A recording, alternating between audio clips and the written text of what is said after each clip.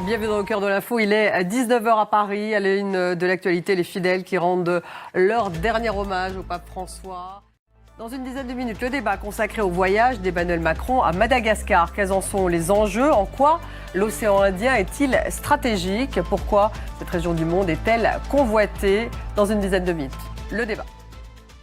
Direction la place Saint-Pierre de Rome où les fidèles rendent leur dernier hommage au pape François. Il était 11h ce matin lorsque les portes de la basilique Saint-Pierre se sont ouvertes.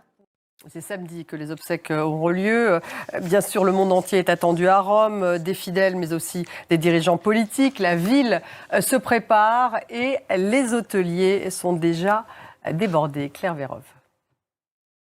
Le ministre de la Défense de l'Inde a promis une réponse rapide contre les personnes qui ont mené et planifié l'attaque la plus meurtrière contre des civils dans la région du Cachemire depuis 2000. La liste des victimes, vérifiée par la police, fait état de 26 hommes tués par des assaillants, tous munis d'armes automatiques. Ils ont surgi de la forêt près d'un site touristique. On fait un point en image avec Anna Pereira. Politique française avec ce nouveau rebondissement dans l'affaire Betaram. Cette fois, il s'agit de la fille aînée du Premier ministre François Bayrou, Hélène Perlan. Ancienne élève, elle affirme avoir été victime de violences physiques quand elle était adolescente pendant un camp de vacances organisé par l'établissement et n'en avoir jamais parlé à son père. Florence Mathieu.